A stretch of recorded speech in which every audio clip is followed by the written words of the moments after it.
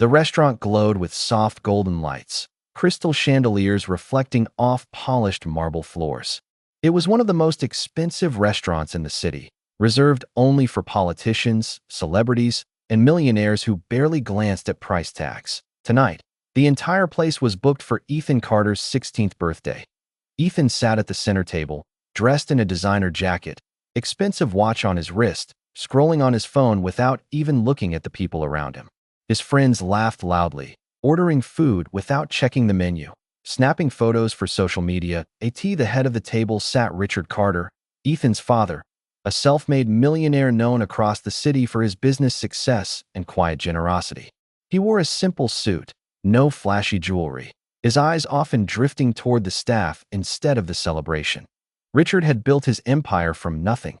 Ethan, however, had grown up with everything. That the cake arrives, the music softened as the lights dimmed. That a young waiter named Daniel, barely in his early 20s, carefully carried out the birthday cake. It was massive, 3 layers tall, decorated with gold icing and a single message written in elegant script. "Happy 16th birthday, Ethan." Daniel's hands trembled slightly.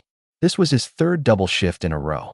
His mother was sick, hospital bills piling up, and this job, no matter how exhausting, was his lifeline. He placed the cake gently in front of Ethan and smiled. "Happy birthday, sir," Daniel said respectfully. Ethan looked up and smirked. His friends began whispering and laughing. "Yo, do it," one of them said. "Yeah, do it, legend move."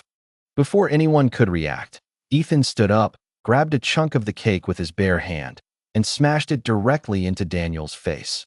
Cream exploded everywhere. The restaurant went silent. Daniel staggered backward, frosting dripping down his uniform. Cake crumbs stuck in his hair. His eyes widened, not in anger, but in shock and humiliation. Laughter erupted from Ethan's friends. "Bro, that was epic. Worth every dollar." Ethan laughed the loudest. Richard Carter froze. The sound of laughter felt like knives to his ears. He slowly stood up. "A millionaire stands up. Enough." Richard's voice wasn't loud, but it carried authority. The laughter died instantly. Ethan turned, confused. "Dad, it's just a joke." Richard walked toward Daniel. Everyone watched as the billionaire took off his expensive suit jacket and gently placed it around the waiter's shoulders. "I'm so sorry," Richard said quietly. "This should never have happened." Daniel tried to speak, but his throat tightened. He nodded instead. Richard then turned to the restaurant manager. "Cancel the bill for every table tonight," he said, "and give Daniel the rest of the night off, with full pay." Gasps echoed through the room. Then Richard turned back to his son. "A lesson no money could buy. Sit down, Ethan," Richard said. Ethan obeyed, suddenly feeling smaller than he ever had before. "You think money gives you power?" Richard asked calmly. "You think wealth makes you better than the people serving you?" Ethan shrugged. "I didn't mean, I was once a dishwasher," Richard interrupted. "I was once the man people ignored, mocked, disrespected." The room was silent. "That waiter you humiliated," Richard continued, "is working harder than you ever have in your life." Ethan's face burned red. Richard turned to the guests. "My son thinks this night is about celebration," he said. "But tonight will be about character." Richard looked at Daniel. "My son owes you an apology. Not a forced one, a real one." Ethan stood up slowly. His friends avoided eye contact. He walked over to Daniel, hands shaking. I'm sorry," Ethan said. "I thought it was funny. I didn't think about you at all." Daniel wiped his face and nodded. "I accept," he said quietly. But Richard wasn't done. "Starting tomorrow," Richard said, "Ethan will work." Ethan's eyes widened. "He'll work in restaurants, cleaning tables, washing dishes, carrying trays, minimum wage." Richard leaned closer to his son.